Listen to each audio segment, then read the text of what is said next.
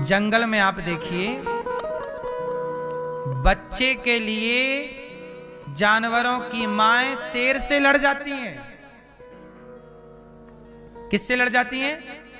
हाँ, जो गैया बड़ी सीधी थी, जब उसका बच्चा हुआ, बछिया बछड़ा, तो फिर वो किसी को पास नहीं आने देती, सबको सींग ऐसे ऐसे करती रहती है। ऐसे मानो उसे लगता है कि हमारे बच्चे को नुकसान पहुंचाएगा, इसलिए वो दूर भगाती रहती है। लेकिन जो ग्वाला होता है, जो सेवा करने वाला, उसको आने देती है, नए व्यक्ति को नहीं आने देती। मतलब अपने बच्चे के प्रति वो भी धर्म निभा रही है। दूध पीते समय चाटेगी, प्यार करेगी, पुचकारेगी। कुत्तों को भी देखना, जो कुत्ती होती है ना, वो बाजार में खाती है। कुत्ती बाजार में जो मिल जाए खाती है, और जहां उसने अपने पिल्ले जन्म दिए होते हैं ना, वहां जाके उल्टी कर देती है। तो उसका जो इकट्ठा किया था वो उसके बच्चे खा लेते हैं, क्योंकि वो उसके पास बैग नहीं है ना, झोला नहीं है ना, तो वो झोले में अपने बच्चे को खाना नहीं दे सकती, इसलिए वो अंदर भर लेती है और ले जाके उल्टी कर। देखा कभी ये सब के नहीं?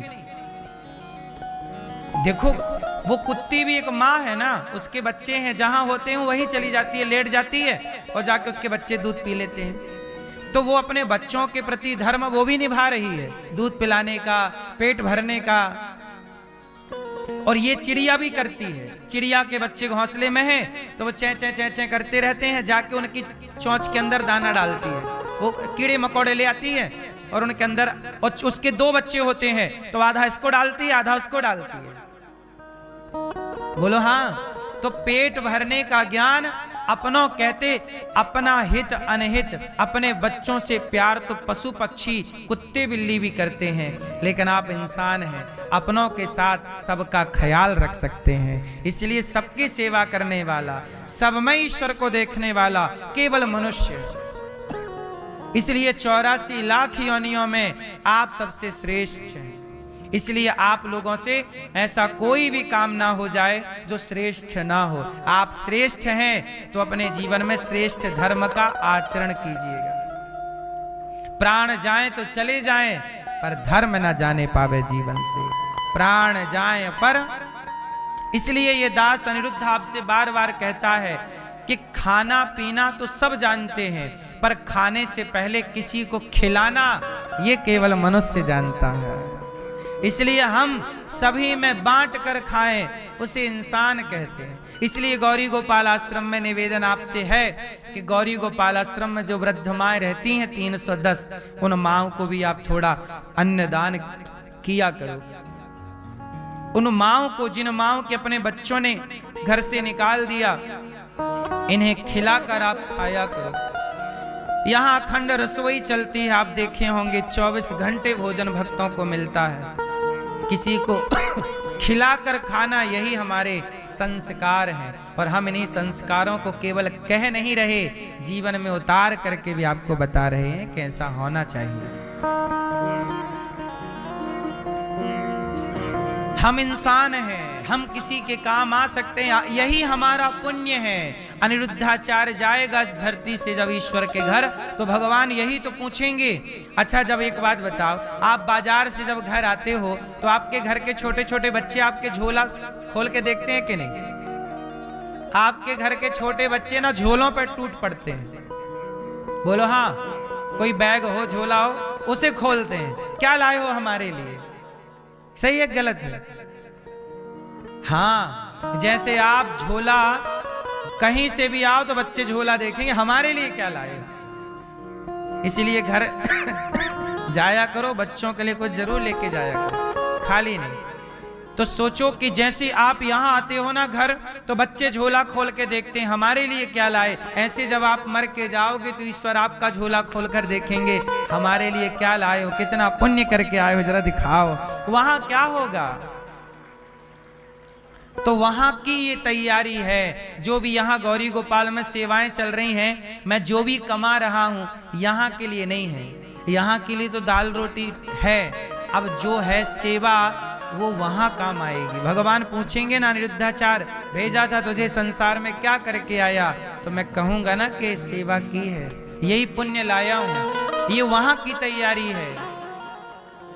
आप भी तैयारी कुछ वहां की कीजिए। यहाँ तो आपने अपने लिए घर मकान बना ही लिया, नहीं बनाया तो भगवान से प्रार्थना कि आपका बन जाए, आपका सब काम हो जाए यहाँ का, फिर थोड़ा वहां की तैयारी जरूर कीजिएगा, क्योंकि आप सबको यहाँ कम वहां ज्यादा रहना है।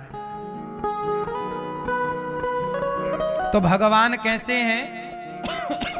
सच्चिदानंद स्वरूप है, सतचित आनंद। आनंद इसलिए आनंद भगवान का नाम है। भगवान की शरण में रहोगे सारे दुखों से बचे रहोगे। तापत्रय विनाशाय, ऐसे भगवान की शरणागति हम ग्रहण करते हैं। सुखदेव भगवान का प्राकट्य हुआ। सुखदेव जी कौन है? राधा जी के परम भक्त, राधा रानी के परम भक्त हैं श्री सुखदेव जी। सुखदेव जी अपनी मां के पेट में 12 वर्ष तक रहे। बात कुछ ऐसी है कि एक बार शंकर जी माता पार्वती को लेकर अमरनाथ गए। एक समय की बात है कि शंकर जी पार्वती जी को लेकर कहां गए? अमरनाथ। वहां शंकर जी ने डमरू बजाई, और डमरू बजाई तो सारे पशु पक्षी भाग गए, पर छोटा सा तोता जो अभी अंडे के रूप में था, या अभी अभी अंडे से बाहर आया था, जिसके पंख अभी तैयार नहीं हुए, सब तो भाग गए, पर जिसके पंख ही नहीं थे वो कैसे भागे?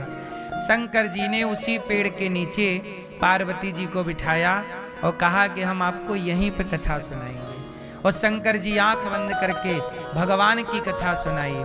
वो कथा सुनते सुनते माँ भगवती पार्वती जी तो नींद में डूब गईं, परंतु वह तोते ने सारी कथा सुन ली।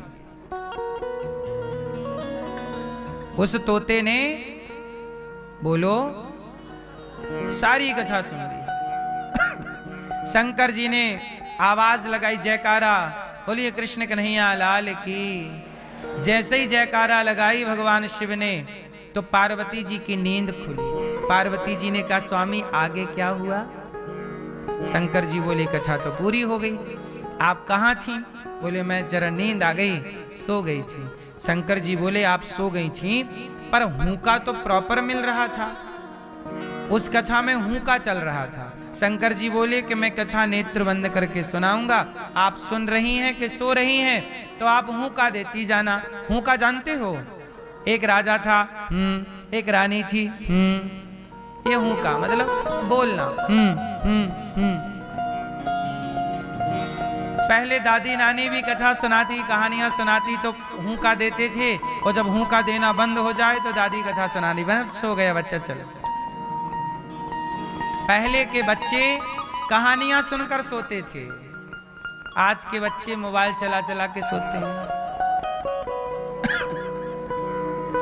हमारी मौसी, हमारी दादी, हमारी नानी, इन लोगों ने ही हमें बचपन में कहानियां सुना सुना के बढ़िया बढ़िया संस्कार दे दिए।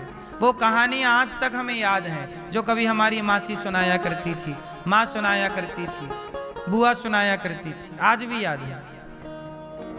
और वही कहानियां संस्कारों के हिसाब से काम करती हैं। तो आपको शंकर जी ने कथा सुनाई, पार्वती जी सो गईं।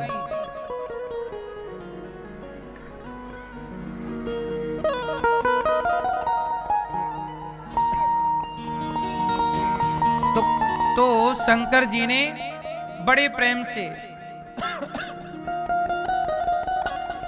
शंकर जी ने बड़े प्रेम से कथा सुनाई। पार्वती जी सो गईं, जागी तो बोली कथा। शंकर जी बोले कथा तो पूरी हो गई, अब क्या करें? तो शंकर जी बोले बराबर हुंका तो मिलता रहा, कथा का हुंका बराबर मिला। कौन सुन रहा था कथा? पलट कर देखे शंकर जी तो पीछे तोता था, शुक।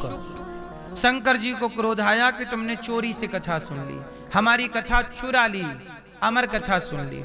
शंकर जी क्रोध करके दौड़े तो तोता उड़ा और भागा।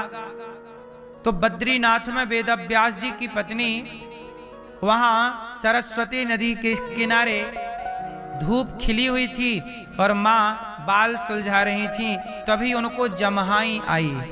तो शुकदेव शुक जी मुख के द्वार से गर्भ में प्रवेश कर गए।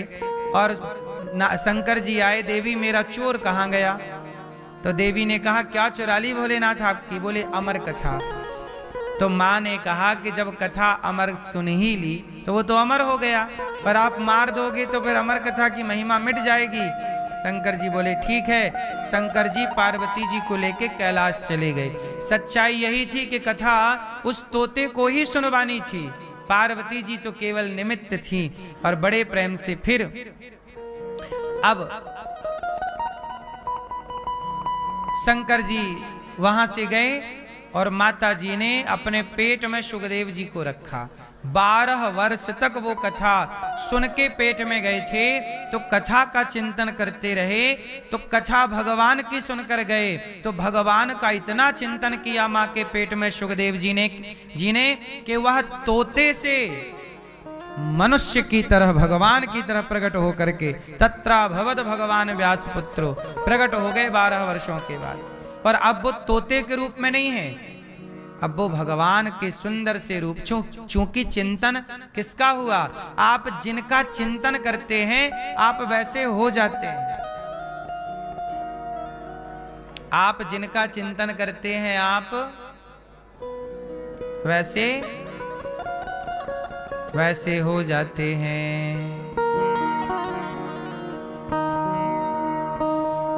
आप वैसे ही हो जाते। इसलिए कहता हूं चिंतन भगवान का किया करिए। किसी व्यक्ति का चिंतन करेंगे आपके अंदर उसके गुण आ जाएंगे, भगवान का चिंतन करेंगे आपके भीतर दिव्य गुण प्रकट हो जाएंगे। महापुरुषों का चिंतन किया करिए। किसी व्यक्ति, किसी स्त्री का, किसी पुरुष का। मैं आपका चिंतन करूंगा तो मैं आपके जैसे, मैं शराबी का चिंतन करूंगा तो मैं भी शराबी हो जाऊंगा, मैं गंजेड़ी का चिंतन करूं मैं भी गंजेड़ी हो जाऊं। बोलो हाँ। किसी गलत स्त्री का आप चिंतन कर लें तो आप भी गलत हो जाएं। इसलिए चिंतन जिसका व्यक्ति करता है वैसा हो जाता है। इसलिए चिंतन सदा भगवान का या भगवान के भक्तों का चिंतन होना चाहिए। दासानुदासो भवितास्मि भूया, चिंतन ईश्वर का और कोई चिंतन नहीं।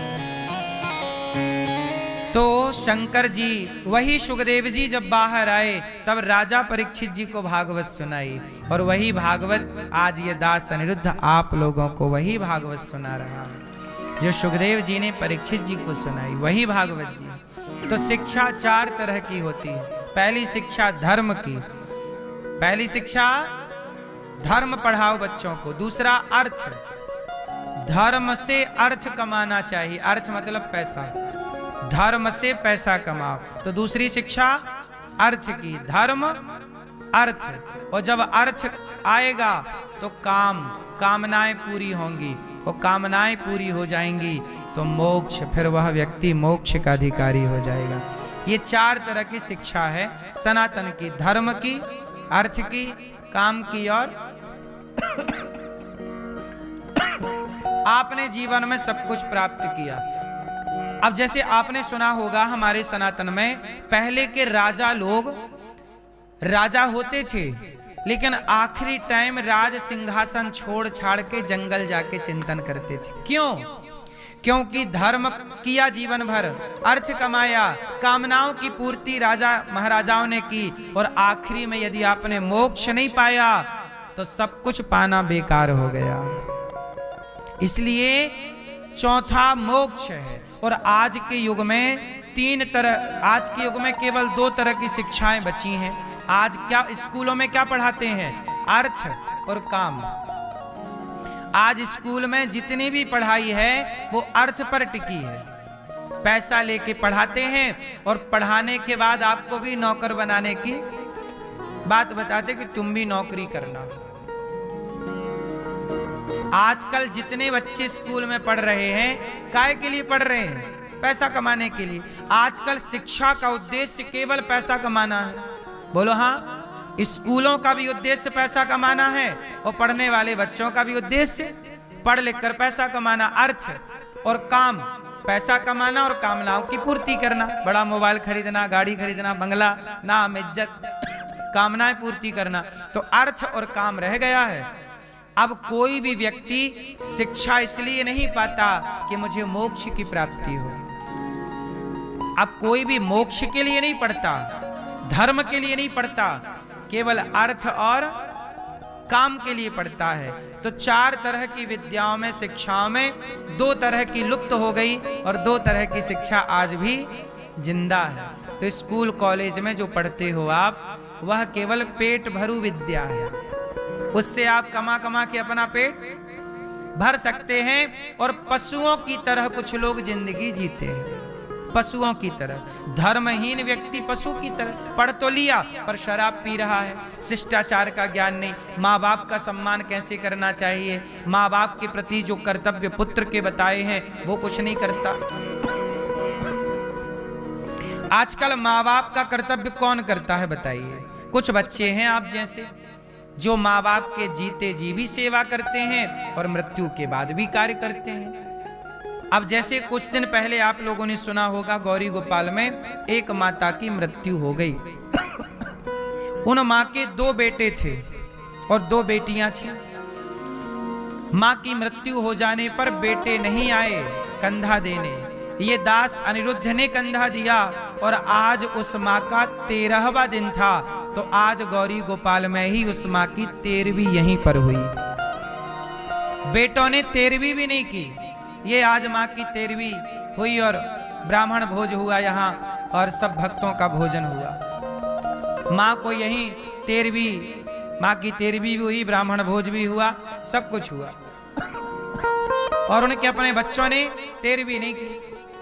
अब सोच लीजिए, ये दास अनिरुद्ध ने जो बन पड़ा उन ब्राह्मणों को दान दक्षिणा दे करके भोजन प्रसादी करा के, और भी आज का पूरी माँ की सेवा और सब भोजन की सेवा उन माँ की ओर से। उन माँ के पास जब माँ यहाँ आती है, किसी माँ से पैसे नहीं लिए जाते। जब हम उन माँ के बेटे बनते हैं तो फिर सारा कार्य करना इस बेटे का धर्म हो जाता। हम तो केवल धर्म का पालन करते हैं। अब बताइए, आज की शिक्षा इतनी पेट भरू हो गई है, इतनी स्वार्थी हो गई है कि आजकल की शिक्षा ने बच्चों को अपने माँ बाप के कर्तव्यों से भी च्युत कर दिया है, अंधा बना दिया है। अंधी दौड़ में दौड़े जा रहे, अंधे होकर के। इसलिए कर्तव्य भूल गए ना कि पुत्र का कर्तव्य क्या है, पुत्र का धर्म क्या है। क्यों कर्तव्य भूल गए कि नहीं? उनके अपने बच्चे भूल गए कर्तव्य, पर यह दास अनिरुद्ध कर्तव्य नहीं भूला। इसलिए कहता हूं, तुम धर्म को पकड़े रहना, धर्म तुम्हें पकड़े रहेगा, तुम दोनों सुरक्षित रहोगे। धर्म और रक्षति रक्षिता, धर्म छोड़ दोगे तो धर्म भी तुम्हें छोड़ देगा। स्वधर्मे निधनम श्रेयः पर धर्मो भयावह। अपने धर्म में रहकर जीना मरना श्रेष्ठ है, पर अपने धर्म का परित्याग करना श्रेष्ठ नहीं है। एक नारी ने अपने पति को धोखा दे दिया और पराये मर्द के संग चली गई। उस नारी से पूछो कि बहन, जो तुमने किया क्या वो धर्म है? तुमने अपने पति को छोड़ दिया, तुमने अपनी पत्नी को छोड़ दिया, पराई औरत के संग रह रहे हो। पूछो उस मर्द से, बेटा क्या ये धर्म है जो तुम कर रहे हो?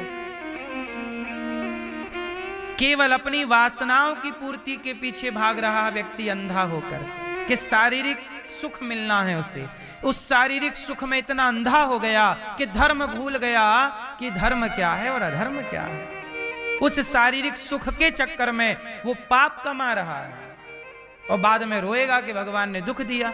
जब तूने अपनों को, अपने रिश्तों को धोखा दिया तो तेने पाप ही तो कमा लिया ना भाई। अब भोगेगा कौन? इसमें दोष ईश्वर का क्या है? इसलिए कहता हूं, सबके लिए धर्म की बेड़ियां हैं। सबके लिए किसकी बेड़ियां हैं? क्यों मैया, किसकी बेड़ी है? धर्म से बंधे रहना। पतंग धागे से बंधी रहती है ना तो आकाश में लहराती है, और यदि धागे से टूट जाए, कट जाए, कितनी भी ऊंची पतंग हो नीचे जरूर आती है। कुछ भी हो साहब, वो धर्म के धागे से बंधे रहिएगा, तब तो आप लहराएंगे। और यदि आपने अपने को धर्म के धागे से हटा लिया, तोड़ लिया, तो फिर तमाम कष्ट, नरक क्यों बनाए गए हैं? 28 प्रकार के नरक हैं। रौरव, महारौरव, अंधतामिश्र, सूकर मुख। ये नरक क्यों है? जो व्यक्ति यहां धर्म तोड़ देता है। जैसे आज कोई व्यक्ति किसी को मार डाले, सताए, तो उसे जेल जाना पड़ता है। जेल में 12 साल 15 साल की उम्र कैद, और बड़ा अपराध है तो फांसी भी होती है। जैसे यहाँ पर दंड विधान है संसार में, ऐसे ईश्वर का भी तो अपना दंड विधान है। ईश्वर के दंड विधान को, भारत देश के दंड विधान को जेल कहते हैं, और ईश्वर के दंड विधान को नरक कहते हैं। जो आप करेंगे उसे भोगेगा कौन? अब आप सवाल करो कि महाराज जी हम तो चिता पे यहीं जल जाएंगे, हम थोड़ी नरक जाएंगे, हम तो यहीं जल गए। हाथ किया था पाप, गला दबाने का, हाथ तो यहीं जल गया। हाथ तो किया था पुण्य, किसी को रोटी देने का, हाथ तो यहीं जल गया। जब शरीर, आप ये बताइए, आप पाप और पुण्य किससे करते हैं? शरीर से। पाप गला दबाओगे किसी का तो इन्हीं हाथों से ना दबाओगे। किसी को मारोगे, चाकू, गोली, बंदूक, कुछ भी तो इन्हीं हाथों से ना मारोगे, तो मारना पाप हो गया। और किसी को आप रोटी दोगे तो इन्हीं हाथों से ना दोगे, पुण्य हो गया। पर पाप पुण्य करने वाला शरीर तो यहीं जल जाता है। तो सवाल खड़ा हुआ कि जब पाप पुण्य करने वाला शरीर यहीं जल गया, तो जो पाप पुण्य करने वाला शरीर जल गया, तो पाप पुण्य भी तो नष्ट यहीं पर हो जाएगा। उसे भोगेगा कौन? भोगने वाला रहा कौन? क्योंकि जिसने पाप पुण्य किया था वो चिता पे जल रहा है। बोलो हाँ, जल रहा कि नहीं? अब भोगेगा कौन? भैया नरक में कौन भोगता है? आप बताओ जरा, आप बताओ पीले भैया, कौन प्राणी जाता? वही तो हम पूछ रहे हैं। एक तो जल गया चिता पे, अब गया कौन? कौन गया? हाँ, हम सब यहीं जल जाते हैं, पर जो हमारा सूक्ष्म शरीर है, जिस शरीर से आपने सपना देखा है। आप सपना देखती हो मैया? कभी आप सपना देखते हो कि हम हरिद्वार गए, वृंदावन आए? सपने में एक शरीर तो बिस्तर पे सोया पड़ा था और एक शरीर सपना देख रहा था। तो सपना देखने वाले शरीर को ही सूक्ष्म शरीर कहते हैं। वह सूक्ष्म शरीर 4 चीजों से मिलकर बना होता है: मन, बुद्धि, चित्त, अहंकार, जिसे अंतःकरण चतुष्टय कहते हैं। तो जब व्यक्ति मरता है तो यह शरीर जो 5 तत्वों से मिलकर बना है, पृथ्वी, जल, वायु, अग्नि, आकाश, यह 5 तत्व का शरीर यहीं सबका जल जाता है या जमीन पर गड़ जाता है। लेकिन जो सूक्ष्म शरीर होता है, जो स्वप्न देखता है, वह शरीर को यमदूत पकड़ कर ले जाते हैं और वही जाकर के वहां पाप किया है तो नरक जाता है और वह शरीर बड़ा कष्ट पाता है। आपने कई बार देखा होगा, सपने में कई बार आप रोते हैं, चिल्लाते हैं, चीखते हैं। आपको सपने में सुख दुख हुआ था कि नहीं? बोलो हाँ या ना? हाँ, वह सपने में जो सुख दुख हुआ वो आपको ही तो हुआ।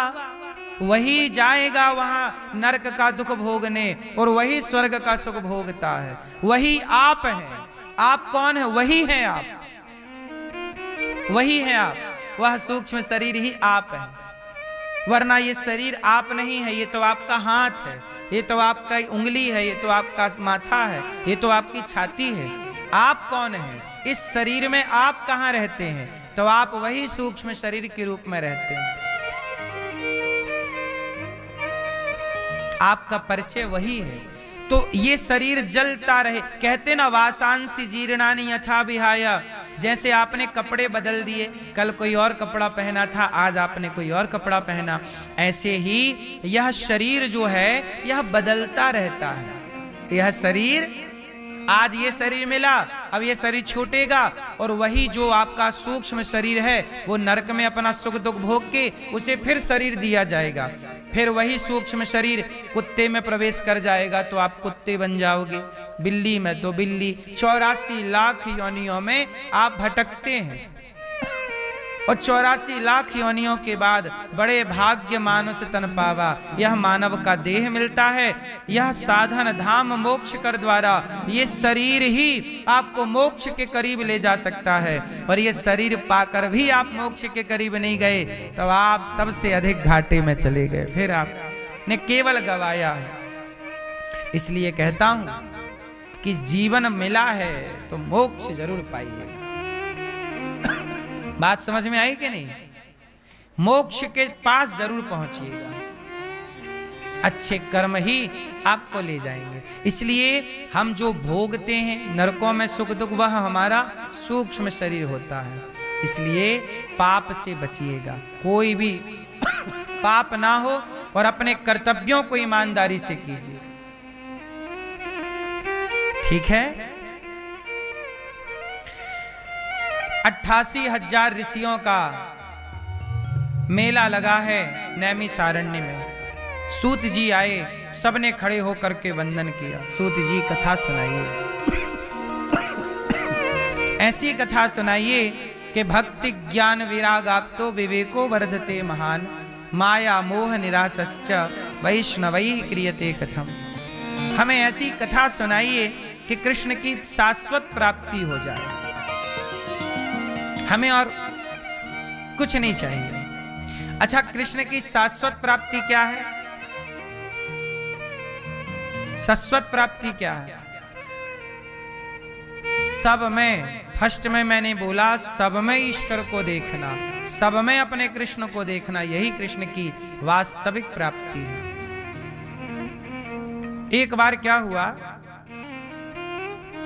कि सुखदेव जी परीक्षित जी को भागवत सुना रहे थे कि देवताओं के राजा इंद्र अमृत का कलश लेकर आए और बोले कि ये भागवत सुखदेव जी हमें सुना दीजिए, और परीक्षित जी को शाप लगा है 7 दिनों में मरने का, तो ये अमृत स्वर्ग का राजा परीक्षित को पिला दीजिए।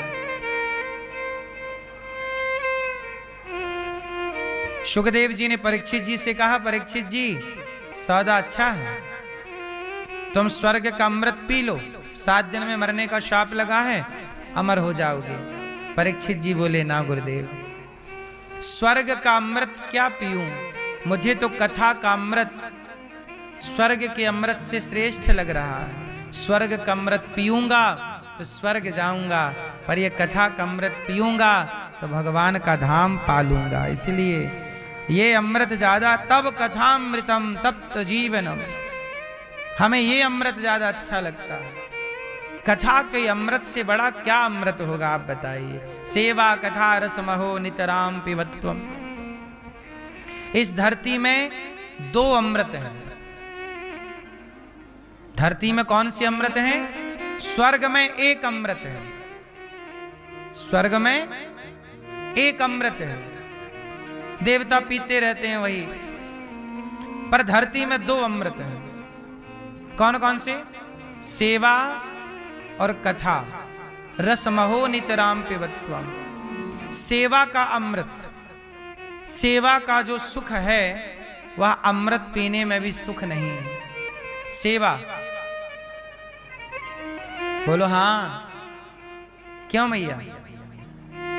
आपको भोजन बनाने में मजा आता है, सुख मिलता है, आनंद मिलता है कि गुस्सा आती है? बोलो बोलो मेरी माँ है। आप लोग भोजन बनाते हैं प्रसन्न चित्त से बनाया करिए कि आज हमारे हाथ का भोजन आज भगवान जी को भोग लगेगा। आपके घर में गोपाल जी होंगे, भगवान के भाव से बनाइए और भोजन बनाइए और परिवार के सभी सदस्यों को इस भाव से खिलाइए कि सब भगवान ही तो हैं, तो सबकी सेवा करने का पुण्य मिल जाएगा। तो ये सेवा है, पत्नी पति की सेवा। ये धरती में सब सेवा ही तो कर रहे हैं। आप लोग अपने माँ बाप की सेवा करते हो, रोटी बना के देते हो, माँ बाप के कपड़े धुलते हो, है ना, ये सेवा ही तो है। झाड़ू लगाना, पोछा लगाना सेवा ही तो है। पर ये भाव बना लो कि घर नहीं है, ये मंदिर है भगवान का, मंदिर में झाड़ू लगा रहे हैं, बस भाव बदलना है। पति कमा कमा के लाता है, परिवार की सेवा ही तो करता है, नहीं करता। पत्नी आपके लिए पूरा भोजन बनाती है, आपके कपड़े धुलती है, सेवा ही तो कर रही है। यही तो सेवा है। और इस सेवा के साथ कोई द्वार पे भूखा प्यासा आ जाए, उसकी भी सेवा कर लो। कुत्ता बिल्ली आए, उसको भी रोटी दे दो। इसलिए हमारे सनातन में तो सेवा ही है। सबके घर में भोजन बनता है ना, तो पहली रोटी सबके घर से गाय की निकलती है, आखिरी रोटी सबके घर से कुत्ते की निकलती है। हम सनातनी तो सेवा से ही दिन की शुरुआत करते हैं। बोलो हाँ। एक लोटा सूर्य भगवान को जल चढ़ाना, ये देवताओं की सेवा ही तो है। जल, थैंक यू प्रभु, आपने हमें प्रकाश दिया, जल हम दे रहे हैं। भगवान को पुष्प चढ़ा देना सेवा ही तो है। किसी भटके को रास्ता आपने बता दिया, सेवा ही तो कर लिया आपने। सेवा, सब तरह की सेवा होती है ना भाई। किसी बेटी का विवाह के लिए आपने 1000-2000 की उसकी मदद कर दी, खाने पीने की मदद कर दी, तो ये सेवा ही तो कर ली ना आप लोगों ने। ये सेवा का सुख यही है हम मनुष्यों के पास। और कुत्ता क्या सेवा करेगा, किसकी करेगा? आप कर लीजिए सेवा। कथा सेवा करिए, जिम्मेदारी से, ईमानदारी से घर गृहस्थी की, साधु संतों की, माता पिता की, परिवार की, और समय निकालकर थोड़ा कथा सुन लीजिए। तो कथा का अमृत और सेवा का अमृत, जिसके पास ये 2 अमृत हैं, वही धनवान है इस धरती पर, बाकी सब गरीब है। सेवा, इसलिए गौरी गोपाल में 2 चीजें हैं, सेवा और कथा। रोज सेवा, रोज कथा, रोज सेवा, रोज कथा। सेवा कथा रसमहो नितराम पेवत्वम, ये भागवत जी की बात है। नित्य पीना है, क्या पीना है? कथा का अमृत पीना है। रोज कथा सुनना चाहिए। कथा ना सुनने से बिगड़ने की संभावना है। क्यों? आज के लड़के जो शराब पी रहे हैं, क्लबों में नाच रहे हैं, क्यों ये सब बिगड़ गए बच्चे? कथा नहीं सुनी ना मेरी माँ। हम लोग भी तो इसी भारत में रहते हैं, आपकी तरह रोटी दाल रोटी खाते हैं। हम लोगों को सही वक्त पर गुरुजनों का सत्संग मिल गया, इसलिए हम लोग बिगड़ नहीं पाए।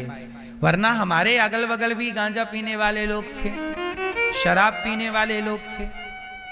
लेकिन सत्संग चूंकि इतना बढ़िया मिल गया हम लोगों को बचपन से कि कुसंग का प्रभाव हम लोगों पर नहीं हो पाया। वरना कुसंग का प्रभाव देखो, गांजा पी रहा है मेरी उम्र का बच्चा, मेरी उम्र के लोग दारू पी रहे हैं, बोलो हाँ, चरस ले रहे हैं, अफीम ले रहे हैं, और क्लबों में बढ़िया नाच रहे हैं ताता थैया करके, मुन्नी बदनाम हुई पर। हाँ या ना? तो संगत से गुण आते हैं, संगत से गुण जाएं। आप अपने बच्चों को कुसंग से बचा लेंगे तो आप जीत जाएंगे, और आप अपने बच्चों को कुसंग से नहीं बचा पाए तो आप हारे हुए माता पिता हैं। बस कितनी भी दौलत कमा लो, लेकिन आपके बच्चे यदि बिगड़ गए तो आपकी कमाई बेकार है। आपकी वास्तविक प्रॉपर्टी आपकी संतान है, सही संतान है आपकी, तो आपका भी भला होगा, आपकी संतान से इस राष्ट्र का भी भला होगा। पर यदि बिगड़ गए तो आपका भी नुकसान है और राष्ट्र का भी नुकसान होगा, क्योंकि यही बच्चे इस राष्ट्र में आगे चलकर कोई मुख्यमंत्री होगा, कोई प्रधानमंत्री होगा, कोई विधायक होगा, कोई सांसद होगा, कोई इंजीनियर होगा, कोई डॉक्टर होगा, कोई कुछ होगा। इसलिए हर माँ बाप की परम जिम्मेदारी है कि आप अपने बच्चों को शिक्षा तो दें, पर संस्कार विशेष दें। बोलो हाँ। कि ना मेरी मां। इंद्र आए, सुखदेव जी से कहा कथा सुनाइए। सुखदेव जी ने कहा नहीं परीक्षित जी, नहीं पीना चाहते, आपका अमृत ले जाओ। वो कथा का अमृत ही पीना चाहते हैं। इंद्र को बड़ा बुरा लगा। तब ब्रह्मलोक में तराजू बांधकर तौला गया कि स्वर्ग का अमृत बड़ा है कि भागवत बड़ी है। तौला गया तो भागवत जी का पलड़ा भारी हो गया। सब देवता नतमस्तक हो गए भागवत जी के आगे। तब भागवत जी से भगवान प्रकट हो गए। वाह! इंद्र बोले प्रभु आप यहां रहते हैं। भगवान बोले कि अब मैं भागवत में रहता हूं। सतयुग में भगवान प्रहलाद के लिए खंबे से प्रकट हुए थे, वो सतयुग था। त्रेता में भगवान अयोध्या में राम के रूप में प्रकट हुए थे। द्वापर में जेल में कृष्ण के रूप में प्रकट हुए थे। और कलयुग में भगवान भागवत जहां जहां होती है वहां वहां सुनने वाले भक्तों के चित्त में प्रकट होकर उनका मन अपनी ओर खींच लेते। इसलिए कलयुग में भगवान का वास कहाँ है? भागवत जी में। इसलिए कहता हूं समय निकाल करके व्यस्ततम जीवन से और भागवत अवश्य सुननी चाहिए। भागवत सुनने से चित्त की शुद्धि होती है। कितना भी बिगड़ा व्यक्ति है भागवत सुनेगा सुधर जाएगा। इसलिए अपने बच्चों को भागवत से जोड़िए। नहीं जोड़ेंगे तो कुसंग तो मुंह फाड़े बैठा है। आपकी तनक नजर हटी तो बच्चा बस बीड़ी पीने लग जाएगा, सिगरेट पीने लग जाएगा, इलू इलू में उलझ जाएगा।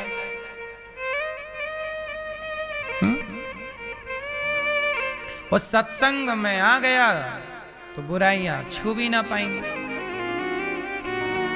इसलिए सत्संग समय पे। भजन कब कर लेना चाहिए? जवानी के बुढ़ापा। हाँ, भजन करो मस्त जवानी में, बुढ़ापा किसने देखा है। भजन करो मस्त जवानी में, बुढ़ापा किसने देखा है।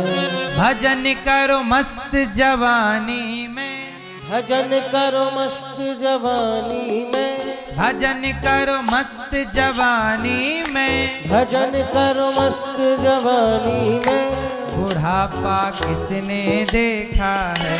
बुढ़ापा किसने देखा है। दोनों हाथ उठा के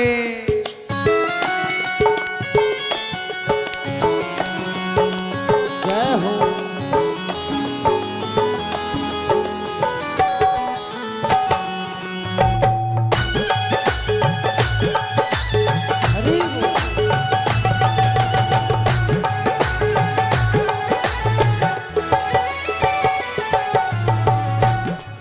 करो मस्त जवानी में, बुढ़ापा किसने देखा है। भजन करो मस्त जवानी में, बुढ़ापा किसने देखा है।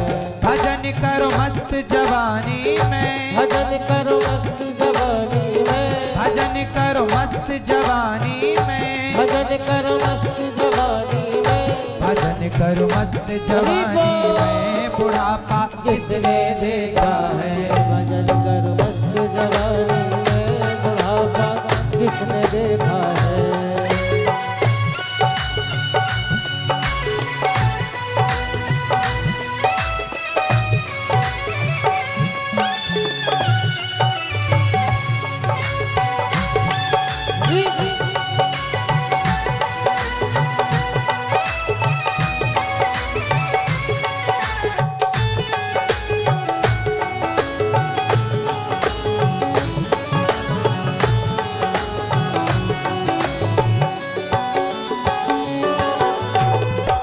आँख से देख न पाओगे, आँख से देख न पाओगे। बुढ़ापे में समस्याएं कितनी हैं। आँख से देख न पाओगे, आँख से देख न पाओगे, आँख से देख न पाओगे, आँख से देख न पाओगे। कान से सुन नहीं पाओगे, कान से सुन नहीं पाओगे, पाँव से चल नहीं पाओगे, पाँव से चल नहीं पाओगे, कथा तक पहुँच न पाओगे, कथा तक पहुँच न पाओगे। कथा सुनो मस्त जवानी में, बुढ़ापा किसने देखा है। कथा सुनो मस्त जवानी में, बुढ़ापा किसने देखा है। भजन करो मस्त जवानी में, बुढ़ापा किसने देखा है। भजन करो मस्त जवानी में, बुढ़ापा किसने देखा है।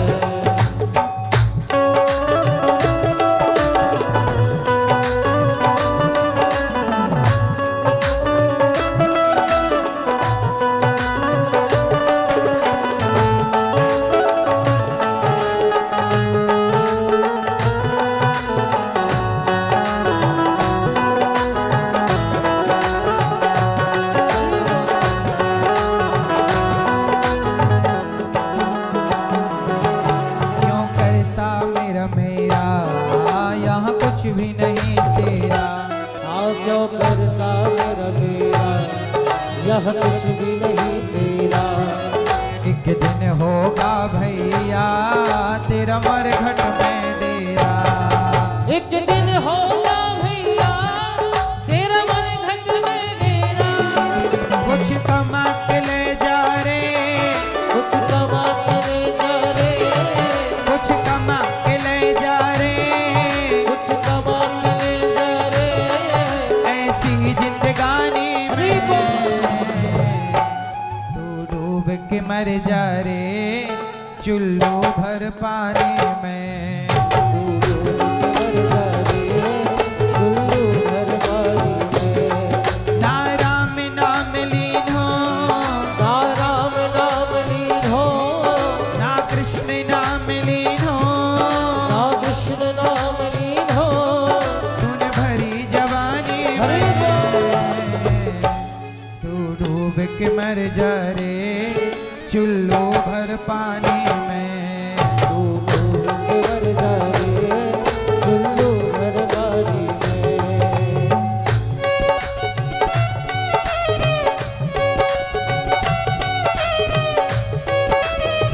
जय हो।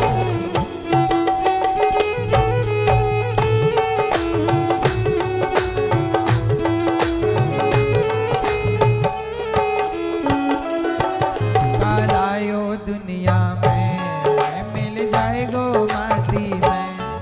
काला यो दुनिया में मिल जाएगो माटी में। एक दिन काया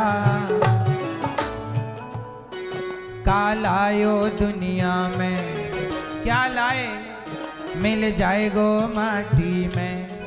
एक दिन काया मेरी कस जाएगी काठी में। एक दिन काया तेरी कस जाएगी काठी में। पानी को बबूला है, पानी को बबूला है, पानी पानी पानी को बबूला है, पानी को बबूला है। मिल जाएगो पानी में।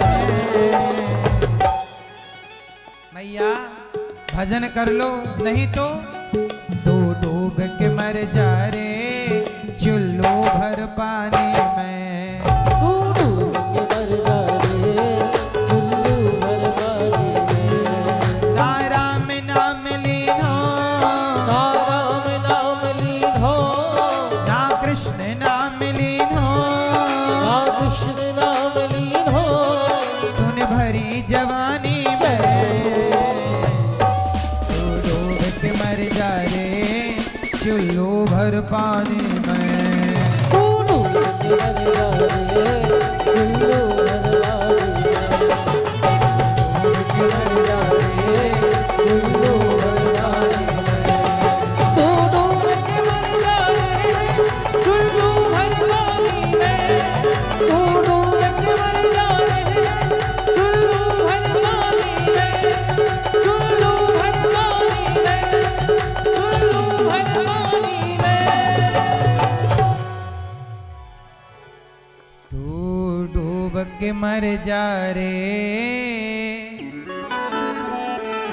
चुल्लू भर पानी में।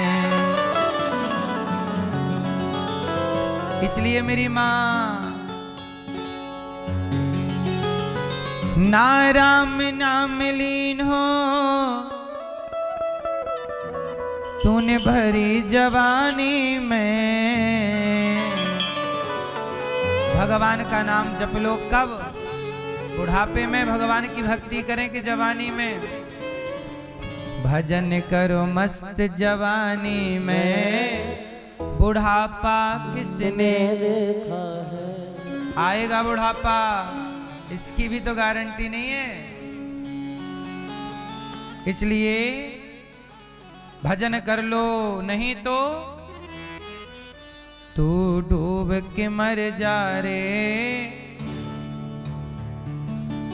थोड़े से पानी में। श्री सुखदेव भगवान भागवत परीक्षित जी को सुनाए, उद्धार हुआ। एक बार भागवत जी नारद जी ने भी सुनी। एक बार नारद जी सारे तीर्थों का विचरण करने गए। मैया ओ मेरी माँ, बैठ जाओ ना मेरी माँ, बैठ जाओ सब मैया हैं। चुपचाप बैठो सब लोग शांति से। नारद जी सारे तीर्थों का भ्रमण करने के लिए गए। अहम तु पृथ्वीं यातो ज्ञात्वा सर्वोत्तमामिति, पुष्करं च प्रयागं च काशीं गोदावरीं तथा, हरिक्षेत्रं कुरुक्षेत्रं श्रीरंगं सेतुबन्धनम्, एवमादिषु तीर्थेषु ब्रह्ममाण इतस्ततः। नारद जी सारे तीर्थों में गए, पर ना पश्यम कुत्रमिच्छर्मः मनः संतोष कार्यकम। कहीं भी नारद जी को शांति नहीं मिली। मैया चुप हो जाओ मेरी माँ। खड़े होके ये कौन बोल रहे हैं साहब? बिठाओ इनको।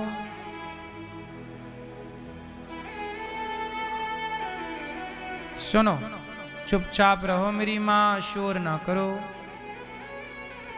एक तो आज के जमाने में सबको सेल्फी, फोटो और वीडियो लेनी है। कथा से मतलब नहीं है, कथा सुनने थोड़ी आए हैं। बस मोबाइल हाथ में, बस मोबाइल धरा, मोबाइल, सिर्फ मोबाइल। कथा सुन लो, काम आएगी मेरी माँ। मोबाइल पर धरी की धरी रह जाती हैं चीजें। इसलिए आजकल तो बस देखो मोबाइल का युग चल रहा है। फोटो, सेल्फी, वीडियो, बस।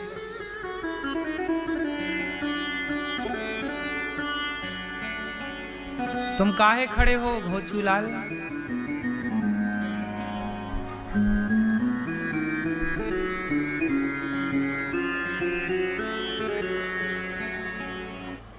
सुनो, नारद जी ने सारे तीर्थों का भ्रमण किया, पर क्या हुआ? सत्यम नास्ति तपः शौचम दयादानं न विद्यते, उदरं भरिणो जीवा वराकाः कूटभाषिणः। नारद जी सारे तीर्थों का एक बार नारद जी भ्रमण करने गए। कहाँ गए? तीर्थ यात्रा। चलो तीर्थ यात्रा करके आते। सब जगह गए। पुष्करम चा प्रयागम चा काशीम गोदावरीम हरिक्षेत्रम कुरुक्षेत्रम श्रीरंगम सेतुबंधनम। सारे तीर्थों में गए। पुष्कर, प्रयाग, काशी, गोदावरी, हरिक्षेत्र, कुरुक्षेत्र, सब। पर ना पश्यम कुत्रमिच्छर्मः। शांति नारद जी को नहीं मिली। नारद जी शांति क्यों नहीं देखे? क्या देखा नारद जी ने? सत्यम नास्ति, सत्य नहीं रहा। तपः शौचम, कलयुग में क्या नहीं है? कलयुग में सच बोलने वाले कम हैं। सत्यम नास्ति, तपः शौचम, दया दानम, ना सत्य, ना दया, ना दान, ना तप। सत्यम नास्ति तपः शौचम। शौचम मतलब, शौचम मतलब पवित्रता, शुद्धि। अपवित्रः पवित्रो वा सर्वावस्थां गतोपि वा। अंदर की शुद्धि और बाहर की शुद्धि, दोनों शुद्धि बिगड़ गई इस कलयुग में। अच्छा बताओ, आप लोग लघु शंका जाते हैं तो लघु शंका जाने के बाद शुद्धि होने के लिए क्या क्या करते हैं? सब लोग बताओ, लघु शंका जाने के बाद आप शुद्धि करने के लिए शरीर की क्या क्या करते हैं? क्या करते हैं? हाथ धुलते हैं और बस। सुनो, लघु शंका जाने के बाद 4 कुल्ला करना चाहिए, पांव धुलना चाहिए, हाथ धुलना चाहिए, तब जाके लघु शंका की शुद्धि होती है। इसके बाद और शौच करने के बाद, शौच करने के बाद जो कपड़े पहनकर शौच करने गए हैं वो कपड़े या तो कम कपड़े पहनकर जाओ, या जो पहनकर गए हैं वो गीले करने चाहिए। और पूरा स्नान कर चुके हो, सर्दियों का मौसम है तो आप आधा स्नान कर सकते हैं, नाभि से अर्ध स्नान, है ना? ये स्नान करिए, अपना यज्ञोपवीत पहने हैं तो उसे गीला करिए, तब जाके आप शौच के बाद शुद्ध होंगे। अब आजकल तो लड़के कुछ लोग 4 दिन नहाते नहीं है, सर्दी बहुत, कल नहाएंगे। कल भी बोले आज बहुत ठंड, कल नहा लेंगे। कल कल करते साहब जनवरी निकल गई, दिसंबर निकल गया।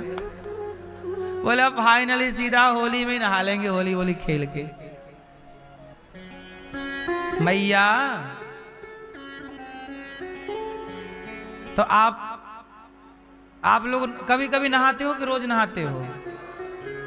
हैं? 2 दिन में एक बार मैया? है मैया?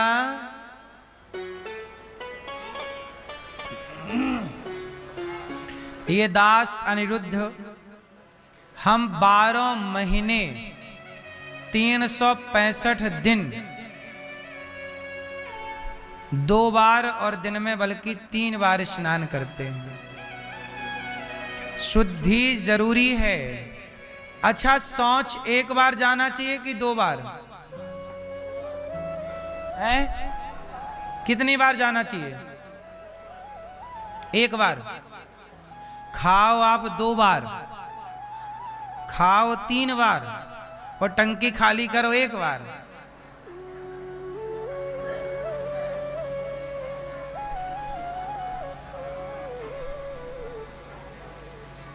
भाई टंकी में आपके मल भरा ही तो है, तो भर के काहे घूमना है?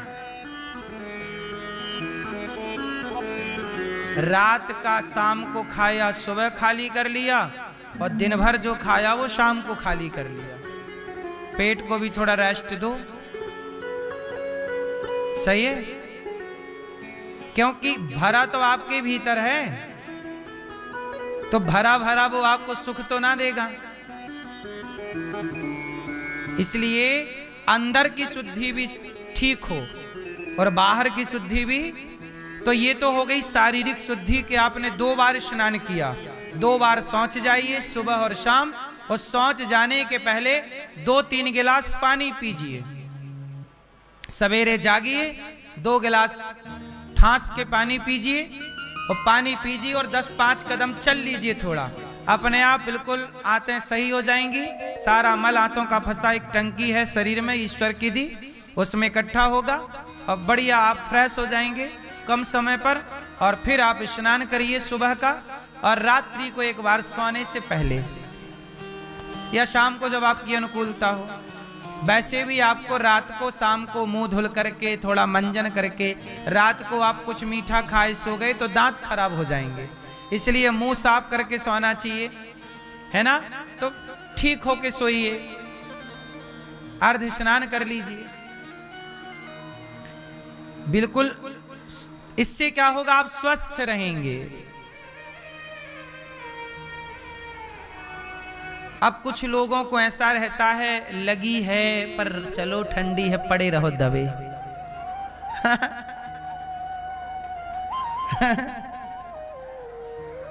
वो क्या करेगी, आपके शरीर में दुर्गंध भर देगी, और वह दुर्गंध आपके विचारों को भी।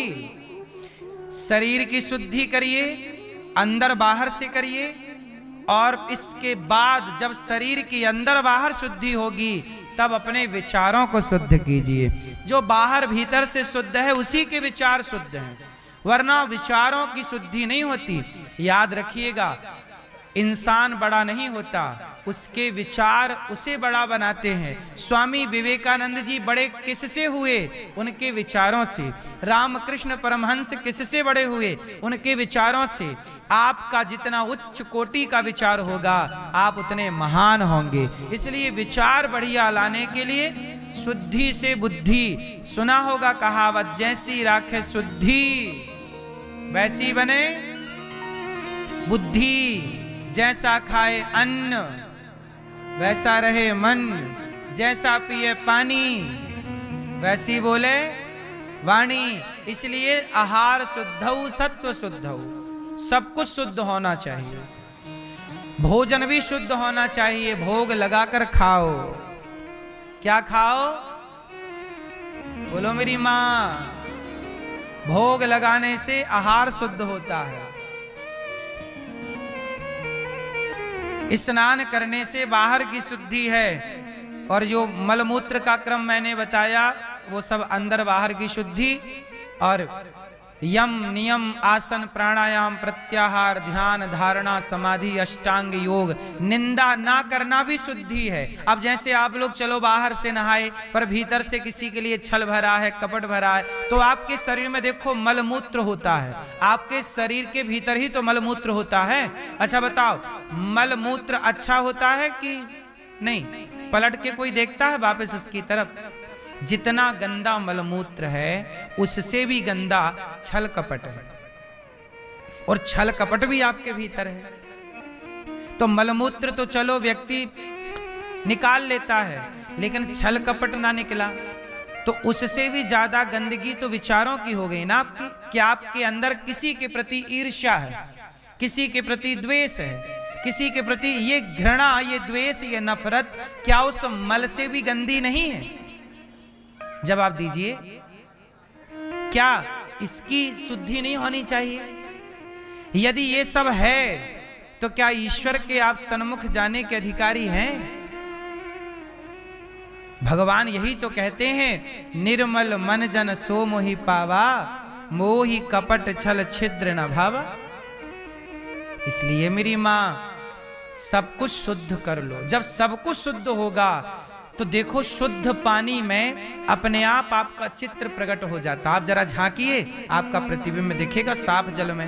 वो गंदा पानी होगा तो आपका प्रतिबिंब ना प्रकट होगा। आपका अंदर बाहर सब शुद्ध हो गया, छल कपट मुक्त हो गए, तो आपके हृदय अंतःकरण में भगवान प्रकट हो जाएंगे। भगवान कोई बाहर थोड़ी। एक राजा था, उस राजा के यहां एक विदेशी पेंटिंग वाला आया, पेंटर, पेंटिंग अच्छी करता। राजा से बोला, राजा साहब मैं आपके राज्य में बहुत अच्छी पेंटिंग करना चाहता हूं, मुझे बस एक खाली दीवार दे दीजिए।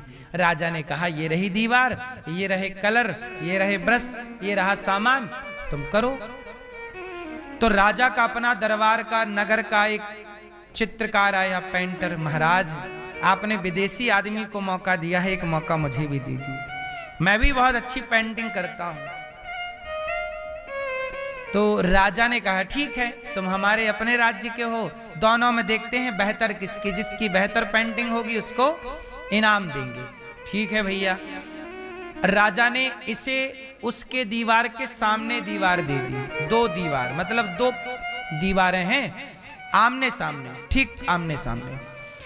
तो अब विदेशी आदमी पेंट ले रहा, और ये जो राजा के राज्य का था, राजा ने कहा तुम्हें कितना पेंट चाहिए, ब्रश चाहिए, सामग्री चाहिए। इसने कहा हमें कुछ ना चाहिए। राजा बोला बिना पेंट के पेंटिंग कैसे होगी, कलर के बिना? कलर नहीं ले रहे हो आप? नहीं नहीं, हमें कोई कलर वलर नहीं चाहिए। राजा बोले बड़ी गजब बात कर रहे हो तुम। कहा महाराज मेरी दीवार को बस आप दूर से पैक कर दीजिए, 5-10 फीट दूर से पर्दा लगा दीजिए, कोई देखने ना पावे। ठीक है। अब राजा ने सेफ्टी बढ़ा दी, सिक्योरिटी बढ़ा दी, पर्दा लगा दिया। दोनों की दीवारों के सामने सामने पर्दा लग गया, ना इसकी कोई देख पा रहा ना इसकी। अब राजा बड़ा चक्कर में पड़ा कि विदेशी आदमी तो कलर वलर लेके गया भीतर, तो कलर से तो पेंटिंग होगी ही, पर ये आदमी गजब है, कलर भी नहीं लिया, ब्रश भी नहीं। वो बोला मैं पेंटिंग बनाऊंगा। काहे की बनाएगा? अब भैया लो सबका टाइम पीरियड पूरा हुआ, और जो विदेशी था उसने कहा महाराज पेंटिंग तैयार है, मुहूर्त देख लो कब खोलूं। बोले कल।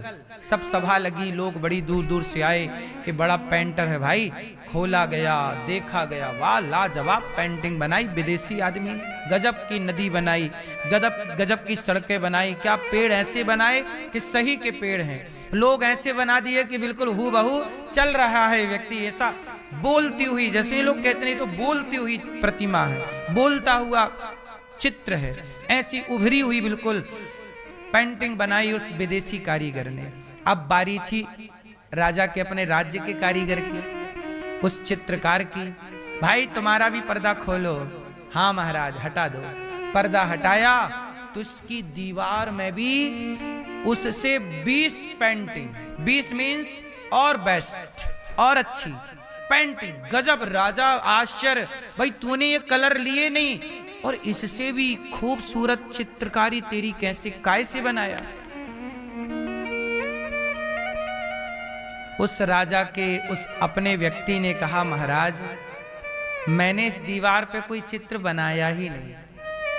अरे हमें तो दिख रहा चित्र है। नहीं महाराज मैंने चित्र नहीं बनाया, मैंने दीवार को इतना घिसा,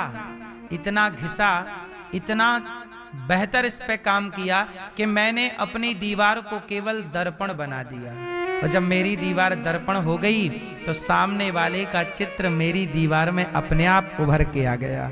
उस दीवार का चित्र इसमें दिख रहा है और आपको लग रहा है हूबहू है, उससे भी बेहतर शाइनिंग है। चित्र नहीं है इसमें कुछ भी, ये केवल हमारी दीवार क्या बनी है, घिस घिस के हमने क्या बना दिया, उसे दर्पण बना दिया। और दर्पण बन गई तो उसकी उतर गई कि नहीं?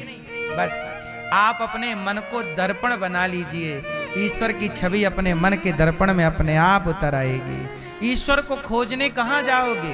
अपने को दर्पण बनाओ। वो दर्पण यदि गंदा है तो उसमें चित्र नजर ना आएगा। इसलिए दर्पण को क्या होना चाहिए? इसलिए कहता हूं निर्मल मन के दर्पण में वह राम का दर्शन पाएगा। जब तक मन दर्पण नहीं होगा तोरा मन दर्पण कहलाए। तोरा मन दर्पण कहलाए। ये मन दर्पण है, दर्पण मतलब शीशा, कांच, मिरर। यदि आपका मन दर्पण नहीं हो पाया तो उस दर्पण के बिना आपका भी चित्र नजर नहीं आता। आपके पास दर्पण ना हो तो आपका चित्र कैसे नजर आएगा? तो जब तक मन दर्पण नहीं बनेगा तो ईश्वर का चित्र कैसे नजर आएगा? ईश्वर को देखना है तो अपने मन पर काम कीजिए, दर्पण की तरह पवित्र कीजिए, निर्मल कीजिए। सारे छल बुराई निंदा चुगली से हटा दीजिए अपने आप को। निर्मलता, निर्मल मन जन सो मोहि पावा। और ये मन निर्मल हो जाए, जिन जिन का मन निर्मल हुआ वो सब भगवान को प्राप्त कर गए, जीते जी भी और बाद में भी। मोक्ष मरने के बाद का विषय नहीं है। मैं फिर आपको एक निवेदन कर दूं, लोग कहते ना मरने के बाद मोक्ष मिलेगा ना, मैं आपसे कहता हूं कि जीते जी मोक्ष पा लिया जाए। जो व्यक्ति जीते जी चित्त को भगवान में लगाया, जीते जी आप किसी चींटी का दिल नहीं दुखा रहे हैं, जीते जी सबका भला सोच रहे हैं, तो आपका जीते जी ही तो ये मोक्ष हो गया ना। और जिसने जीते जी, मोक्ष का मतलब क्या है, मुक्ति का मतलब क्या है, जिसने अपने मन को निंदा से मुक्त कर लिया, चुगली से मुक्त कर लिया, छल कपट से जिसने अपने मन को मुक्त कर लिया, वही ना मुक्ति है। और जो जीते जी यहां मुक्ति पालेगा बुराई से, तो उसकी मुक्ति वहां निश्चित हो गई। यही मुक्त तो तुम्हारा मन हुआ नहीं, छल कपट से मुक्त हो ना पाए, तो वहां कौन सी मुक्ति ढूंढने गए हो? वहां कोई मुक्ति ना मिलेगी। यहां मुक्ति है तो वहां मुक्ति है। क्या तुमने अपने मन को मुक्त किया संसार के बंधनों से? नहीं किया, तो वहां ना मुक्ति पाना, वहां ना मुक्ति ढूंढना, वहां कोई मुक्ति नहीं है। यही मुक्ति है, यही मुक्त कर लो मन को। सब मीराबाई ने मुक्त कर लिया। मीराबाई के पति भोजराज मर गए, लोग बोले रो ले मीरा, तेरा पति मर गया। मीराबाई बोली क्यों रोऊं, मेरा पति ऐसा है मर ही नहीं सकता। बोले देख तेरे पति की मृत्यु हो गई, ये लाश पड़ी है। मीराबाई बोली नहीं, ऐसे वर को क्या बरूं जो जन्मे और मर जाए, बरिए वर गोपाल को मेरो चुन रो अमर कर जाए। मेरे वर तो भगवान है, वो मर नहीं सकते। तुम्हारी हिम्मत है तो मार के दिखाओ। तो जब वो मर नहीं सकते तो मैं विधवा थोड़ी हूं। अब बताओ मीरा जीते जी मुक्त हो गई कि नहीं संसार के हर बंधन से? बोलो। सबसे मुक्त है। कोई जिए कोई मरे उसे कोई मतलब नहीं। वो डूब गई ईश्वर में। जहर दिया राणा ने, पी लिया, कोई बात नहीं। मौत आएगी तो मर भी लेंगे। तुम्हारे प्रहलाद, क्या हिरण्यकश्यपु के मारने से प्रहलाद मरे? जब बचाने वाले भगवान हो तो आपके मारने से कोई ना मरेगा। और जब मौत आ ही जाएगी तो आदमी फिर खड़े खड़े मर जाता है, बैठे बैठे मर जाता है। बोलो हाँ। तो मीरा को जहर पिला दिया राणा ने, पर बाल भी बांका ना हुआ। क्या है ये मुक्ति तो है ना मेरी मां। अपने को मुक्त कर लिया सबसे, यही मुक्ति है। अब बताओ मीराबाई को वहां मुक्ति के लिए लाइन में लगना पड़ेगा कि भैया मुक्ति दे दो? नहीं, वो यहीं से गई मुक्त होकर। तुलसीदास जी यहीं से गए, सूरदास जी, रैदास जी, रसखान, सक्कोबाई सब यहीं से मुक्त होकर के गए। आपसे यही मेरी प्रार्थना है कि मरने से पहले बंधनों से मुक्त हो जाइएगा। इसलिए हमारे यहाँ 4 आश्रम हैं, ब्रह्मचर्य, गृहस्थ, वानप्रस्थ, सन्यास। 50 साल तक बढ़िया बिंदास गृहस्थ में रहिए, बेटा बेटी का ब्याह करके, और धीरे धीरे अब मुक्ति की ओर चलिए। बेटे से मन हटा लो, अब बेटी से मन हटा लो, अब जगत से मन हटा लो, पूरा समर्पण भगवान में कर लो, यही मुक्ति है। अभी भी आपका मन, एक बूढ़े आदमी मर रहे हैं, वो बोले मेरा बेटा कहाँ, छोरा पोता को दिखाओ, मैं पोता देखूंगा, मेरा बेटा खेलेगा गोद में, और खिलाते खिलाते हो गए टैं। अब बताओ इन्हें वहां कोई मुक्ति मिलेगी? और फिर इनके बच्चे लिखवाएंगे स्वर्गीय पिताजी। काहे के स्वर्गीय? ये तो नारकीय व्यक्ति हैं, जिनका मन जगत में लगे लगे मरा है, ये नारकीय हैं। तुम कितना भी स्वर्गीय लिखवा लो, तुम्हारे लिखवाने से थोड़ी होता। लिखवा लो कि तुम प्रधानमंत्री हो, तुम्हारे लिखवाने से तुम प्रधानमंत्री हो जाओगे? लिखवा लो, अपने एक कार्ड बनवा लो, उसमें लिखवा लो कि मैं प्रधानमंत्री हूं। लिखवाने से क्या है? जिसका मन मरते समय भी ईश्वर में ना लगा हो, बेटा बेटा, पोता पोता, मेरा मेरा करके टैं हुआ हो, कौन सी मुक्ति मिलेगी? इसलिए आप लोग ये गलती बिल्कुल ना करना। अपना मरण सुधार लो। जीवन सुधार लिया ना, जीवन भी सुधारो, अच्छे काम करो, जीवन भी सुधारो और मृत्यु भी सुधारो। जीवन में भी अच्छे ऐसे काम करके जाओ कि लोग कहें कि वाह, ऐसे काम होने चाहिए। जीते भी जीवन भी सुधारो और मरण भी सुधारो। इसलिए हमारे यहां जब जन्म लेते हैं तो बाजे बजते हैं, और जब मृत्यु हो जाती है तो भी बाजे बजते हैं, क्योंकि जीवन भी उत्सव है और मृत्यु भी उत्सव है। ये सनातन है। इसलिए हमारे यहाँ जब कोई मर जाता है तो आपने देखा कि नहीं, आपके कितने लोगों के यहाँ मुर्दे के आगे आगे बाजे बजते हुए चलते हैं? आपके यहाँ चलते हैं कि नहीं? अब कोई प्रश्न करे कि भाई मर गया, ये बाजे काहे बजा रहे हो? बाजे बजते हैं मैया। अब ये सवाल है ना कि मर गया आदमी, तुम बाजे बजा रहे हो क्यों? क्योंकि हम सनातनी मृत्यु को भी उत्सव मानते हैं। ये तो आज अज्ञानवश लोग समझना भूल गए सब चीजें, वरना मृत्यु भी क्या है? बोलो। जाता नहीं कोई दुनिया से दूर चल के, मिलते हैं सब यहीं पर कपड़े बदल बदल के। कोई मर गया, आप कहते हो मर गया, अरे मरा नहीं। जिस दिन ईश्वर से मुलाकात होगी उस भक्त और भगवान के मिलन का नाम दुनिया मौत कहती है। वो तो मिलना है, इसलिए लोग उत्सव मनाते, भाई मिलन हुआ आज जीवात्मा और परमात्मा का मिलन है, इसलिए रो मत, उत्सव मनाओ, कीर्तन करो कि ये संसार के बंधन से मुक्त हो गया। अब भगवान से प्रार्थना करो कि यह भगवत धाम गया और वह मरने वाला व्यक्ति भी अपना कर्तव्य पूरा करके जाए, ईश्वर का चिंतन करते जाए। इसलिए हमारे यहाँ मरने से पहले एक प्रोसेस और होता है। आजकल जैसे लोग मरते हैं इसका नाम मृत्यु, ठीक है, अब देखो मर ही गए, लेकिन मरने का भी एक प्रोसेस है। कैसे मरना चाहिए? चलो बताओ, आपको पता है किसी को मरना कैसे चाहिए? अब देखो कोई चलता चलता मर जाए, गाड़ी में एक्सीडेंट इत्यादि ये सब, लेकिन जो मरने का सही विधान है वो कुछ और है। वो विधान आपको बताऊं। मरने से पहले क्या होना चाहिए कि देखो, आप सबको पता चल जाता है एक टाइम बाद कि अब हम नहीं रहेंगे। हर बूढ़ा, हर मरने वाला ये भांप लेता है, समझ लेता है कि अब हमारा, क्यों सही है कि गलत है?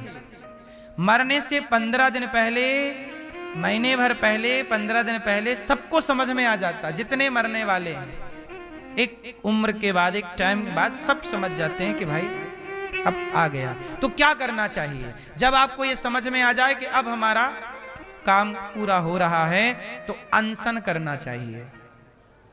धीरे धीरे भोजन पानी से मन हटाकर, वैसे भी एक टाइम बाद पानी वानी सब छूट ही जाता है, भोजन भी छूट ही जाता है, तो छूट जाए उससे बेहतर पहले ही से छोड़ के अनशन चिंतन ईश्वर का करते हो। श्रीमन्नारायण, श्री भोजन से मन हटाओ, पानी से मन हटाओ, सबसे सबको हटा दो, अपने मस्तिष्क से, यहाँ से भीतर से सबको हटाओ।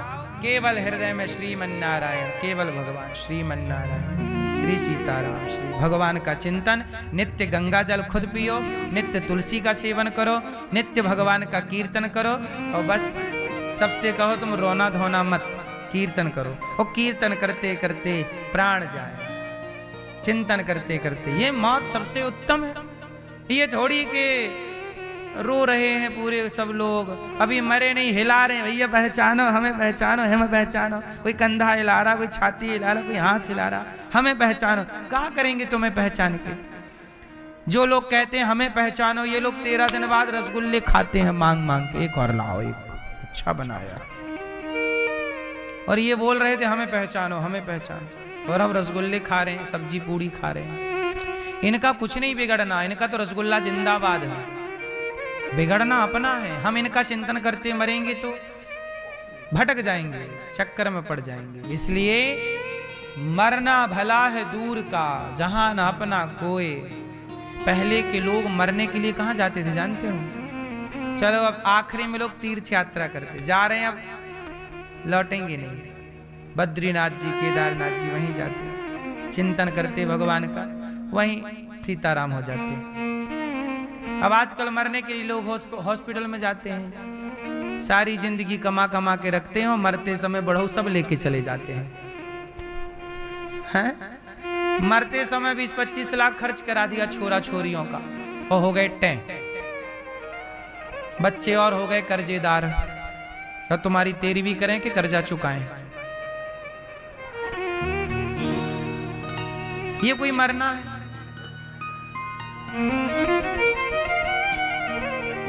दान पुण्य करते हुए, भला कार्य करते हुए, समय से विवाह करना, समय से गृहस्थी में रहना, समय से बच्चे पैदा करना, समय से उनकी जिम्मेदारी पूरी करना, समय से उन्हें छोड़ देना, समय से मन चित्त सबसे हटाकर भगवान में लग जाना, यही धर्म रहा है। इसलिए हमारे यहाँ उम्र को 4 भागों में बांटा। ब्रह्मचर्य, गृहस्थ, वानप्रस्थ, सन्यास, समय से निकल करके चिंतन लग जाओ। अब बूढ़ा आदमी बिल्कुल 90 साल का भी रुपया गिन रहा है, गड्डी गिन रहा है। ये उम्र रुपया गिनने की नहीं रही। अब खेती पक गई तुम्हारी, बाल वाल पक गए, अब चित्त लगाओ ईश्वर में, कभी भी सीताराम हो जाओ। सही है गलत है मैया? बोलो हाँ कि ना। बूढ़े बूढ़े लोगों के भी बड़े शौक होते हैं, कंघी रख के चलते हैं बूढ़े लोग। कंघी बाल नहीं है, कंघी पूरी है। अभी शौक पूरे नहीं हुए इनके। शौक औक से मन हटाओ। कोई अब कामनाएं ही तो हमें गुलाम बनाती हैं, यही तो उलझाए रखती हैं। कामनाएं अब केवल एक कामना, एक इच्छा, मुझको और कछु ना चाहिए, बस राधा कृष्ण मिलई दे। हे प्रभु अब कुछ ना चाहिए, सब तो दिया आपने। हाँ भगवान का चिंतन, मुझको और कछु ना चाहिए, बस राधा कृष्ण मिलई दे। तो नारद जी महाराज को भक्ति महारानी मिली। कहा महाराज मैं बड़ी दुखी हूँ कलयुग में। तब नारद जी ने भक्ति महारानी से कहा तुम्हारा दुख दूर कैसे हो, मैं खोज के आता हूँ। सनकादियों ने कहा भागवत सुनाओ। हरिद्वार में भागवत सुनी, भक्ति महारानी ने सारा दुख दूर हुआ। तब नारद जी ने कहा कि कोई पापी भागवत सुन के तरेगा? बोले आत्मदेव जी नाम के एक पंडित जी थे, उनके कोई संतान नहीं थी और उनके संत जी ने एक फल दिया था कि पत्नी को खिला देना। पत्नी ने बहन का बेटा पैसों से खरीद लिया और फल दे दिया गाय को। उस बच्चे का नाम रखा गौकर्ण, जो गाय से हुआ, और जो बहन का खरीदा उसका नाम रखा धुंधकारी। धुंधकारी को खरीद लिया और उसे धुंधली ने अपना मान लिया। पंडित जी की पत्नी का नाम था धुंधली। जो बेटा अपना था नहीं उसे अपना मान लिया और उसके प्यार में ऐसे चक्कर में पड़े कि धुंधकारी जब जवानी में आया तो उसने अपने माँ बाप को बहुत मारा। आत्मदेव जी रोने लगे, हे विधाता जब बेटा नहीं था तो इसलिए रोया कि बेटा क्यों नहीं दिया भगवान ने, और दे दिया तो ऐसा नालायक दिया कि मारता है। अब भी रोना पड़ा कि क्यों दे दिया भगवान ने। भाग्य का रोना आपको ही रोना पड़ेगा, मिल जाए तो और ना मिले तो। इसलिए कहता हूं ईश्वर कुछ ना दें तो भी प्रसन्न रहो और सब कुछ दें तो भी प्रसन्न रहो, क्योंकि उनके ना देने पर भी कृपा है और उनके सब कुछ दे देने में भी कृपा है। बेटा मिल जाए तो कृपा मानो और ना मिले तो भी कृपा मानो, क्योंकि दोनों स्थिति माँ बच्चे को लड्डू देती है तो भी माँ की कृपा है और माँ बच्चे को थप्पड़ मारती है तो भी माँ का आशीर्वाद है। क्योंकि लड्डू दे माँ या थप्पड़ दे, दोनों में माँ का प्यार है या नहीं? ये थोड़ी कि थप्पड़ मार रही है तो माँ कोई दुश्मनी के कारण मार रही है, नहीं, प्यार है इसलिए मार रही है। हाँ, माँ के लड्डू में भी प्यार है और थप्पड़ में भी प्यार है। ईश्वर कुछ देते हैं उसमें भी प्यार है और नहीं देते वो कृपा का अनुभव करना सीख लीजिए। धुंधकारी महान दुष्ट हुआ, बाप को मारता है। आजकल बच्चे अपने माँ बाप पे हाथ उठाते हैं, बड़े हो गए, बहुत पढ़ लिख लिए बच्चे माँ बाप पे हाथ उठाते रहते हैं। कुछ बच्चे कुछ। इसलिए आप लोगों से मेरी प्रार्थना है कि माँ बाप को खूब सम्मान दीजिए। माँ बाप की कोई बात अच्छी ना लगे तो मत मानिए, ठीक है, पर चुप रहिए, जवाब मत दीजिए। जो बात अच्छी लगे वो मान लीजिए, अच्छी ना लगे तो इग्नोर कर दीजिए, पर जवाब ना दीजिए पलटकर। क्यों जी, क्या कहते हैं? कुछ बातें ठीक है, आज के बच्चे जो हैं कुछ बातें आपकी अच्छी होती भी नहीं, क्योंकि कुछ सलाह माँ बाप बच्चों को देते हैं जो बच्चों को अच्छी नहीं लगती। क्योंकि बच्चे, अम्मा कहती है तू नौकरी कर ले, बेटा कहता मैं बिजनेस करना चाहता हूँ, तो दोनों के विचार अलग अलग हो गए। अब यहाँ माँ बेटे की, बाप बेटे की लड़ाई हो सकती है, क्योंकि बाप कुछ और करने के लिए फोर्स कर रहा है और बच्चा कुछ और करना चाहता है। यहाँ मिसमैच हो गए विचार। यहाँ क्या करना चाहिए कि पिता जो कहता है सुनते रहना चाहिए, पर जवाब नहीं देना चाहिए, और आपको जो करना है ठीक ठीक से करते रहिए, आपका नुकसान ना हो, इसलिए पिता समझा रहे हैं। फिर भी जीवन में रिस्क लेना पड़ता है बड़े काम करने के लिए, और कई बार माँ बाप तैयार नहीं होते, उनको लगता है हानि हो जाएगी, नुकसान हो जाएगी। उनका भी ठीक है समझाना और समझना, लेकिन मतभेद तो है ना विचारों का, दो विचार हो गए, माँ बाप के अलग। इसलिए माँ बाप की जो बात अच्छी लगे वो स्वीकार कर लो, ना लगे तो चुप रहो, जवाब ना दो। पर आप लोग गलती क्या करते हैं, माँ बाप की जो बात अच्छी नहीं लगती आप जवाब दे दे, अरे तुम्हें तो कुछ नहीं आता, तुमसे ज्यादा तो हमें आता है। नहीं, आप माँ बाप के सामने होशियार बनने की कोशिश ना करें, माँ बाप के आगे बच्चे ही रहें, ये आपकी समझदारी है, ये आपकी समझदारी और ये आपके शिष्टाचार का परिचय है। यदि आप होशियार बन रहे हैं इसका मतलब आप एक नंबर के गधे हैं, क्योंकि माँ बाप का जो सम्मान नहीं कर पाता वो एकदम मूसर ही होता है। कई बार बोलना समझदारी होती है तो कई बार चुप रहना भी समझदारी है। क्या कहते हैं आप लोग, बोलो। माँ बाप के प्रति कभी पलटकर जवाब मत दीजिए, सीधा 100 बात की एक बात है, सुनना सीखिए। माँ बाप डांटेंगे, बोलेंगे, बोलने दीजिए, आप सदा उनका सम्मान करते रहिए, रिस्पेक्ट बनाए रहिए, आदर करते रहिए, जवाब ना दीजिए। आप लोग जवाब दे दे के बिगाड़ लेते हैं, पूरा खिचड़ी कर लेते हैं संबंधों को, जो बात अच्छी नहीं। अब देखो ना, हम बाजार जाते हैं, जो चीज अच्छी लगती है खरीद लेते हैं, जो चीज अच्छी नहीं लगती नहीं खरीदते। हमें अच्छी नहीं लगी इसका मतलब ये नहीं कि वो चीज अच्छी नहीं है। बोलो हाँ भाई, हमें जो बात अच्छी लगे ग्रहण कर लो, नहीं अच्छी लगे तो। ये बात सबके लिए है, सब तरह से। धुंधकारी ने बाप को बहुत मारा, आत्मदेव जी रोने लग गए। तब गौकर्ण जी ने समझाया। गौकर्ण जी बोले, देहे स्थिमांस रुधिरे विमतिं त्यजत्वं, जाया सुतादिषु सदा ममतां विमुञ्च, पश्यानिशं जगदिदं क्षणभङ्गनिष्ठं, वैराग्यरागरसिको भवभक्तिनिष्ठा। धुंधकारी ने जब पिता को मारा, गौकर्ण जी ने समझाया, पिताजी पुत्र का मोह त्याग दीजिए, अब ये उम्र मोह की नहीं रही, चिंतन ईश्वर का करिए। कहते हो आपके बेटा मेरा परिवार, शरीर भी तो आपका नहीं है, सच बताओ, एक दिन ये शरीर आपका साथ छोड़ देता है कि नहीं? आंखों में कम दिखना, घुटनों में दर्द और हाथों में शक्ति कम। आप पहले कितना दौड़ लेते थे, अब दौड़ नहीं पाते आप। अब आप 4 कदम चलते हैं, थक जाते हैं। इसका मतलब शरीर भी तो आपका साथ छोड़ रहा है ना। जब शरीर आपका सगा नहीं हुआ, ये शरीर भी तो आपको छोड़ रहा है। बोलो हाँ, दिनों दिन ये शरीर आपको कमजोर करता चला जा रहा, आप दिनों दिन कमजोर हो रहे हैं। बोलो हाँ या ना। फिर जब ये शरीर अपना सगा ना हुआ तो इस शरीर से संबंध रखने वाले लोग अपने कैसे हो जाएंगे मेरी माँ? जो अपने हैं उन्हें पहचान लो। सच बताओ, आपका अपना कौन है? मेरे तो गिरधर गोपाल, दूसरों ना कोई। भगवान अपने हैं, बाकी ये जगत ठीक है, संसार तक संबंध है जगत का। हमारा आपसे कहां तक संबंध है बताओ? आपका आपके परिवार से कहां तक संबंध है? हर व्यक्ति का संबंध कहां तक है? शमशान तक। शमशान के बाद किसी का संबंध रहा हो शेष तो बताइए। बोलो।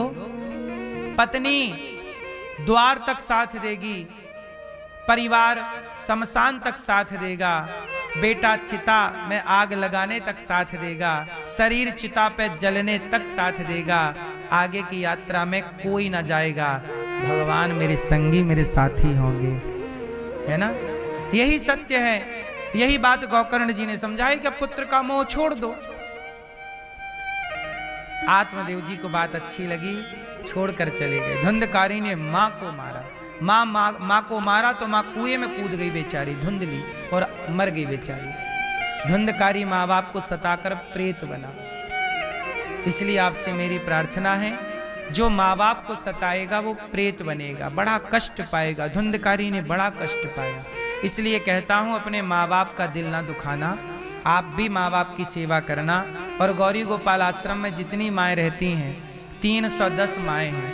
आप लोग भी यदि सक्षम हैं तो आप भी इन वृद्ध माओं को भोजन करा सकते हैं कि कल का भोजन हम कराएंगे वृद्ध माओं को अपनी ओर से, क्योंकि आप भोजन नहीं देते, नहीं देंगे तो वृद्ध माओं की अपने बच्चों ने तो निकाल दिया। अभी हमने बताया ना कि एक माँ की मृत्यु हो गई, 13वीं बच्चे ने नहीं की, कंधा भी बेटे ने नहीं दिया, 13वीं भी माँ की यहीं हुई। ये पुण्य का काम है कि नहीं? जब अपने साथ नहीं देंगे तो किसी को तो आगे आना पड़ेगा। अपने बच्चे जब घर में रोटी नहीं देते, माँ का सम्मान नहीं करते, तो किसी को हम में से आप में से आगे आकर किसी को तो सेवा करनी पड़ेगी।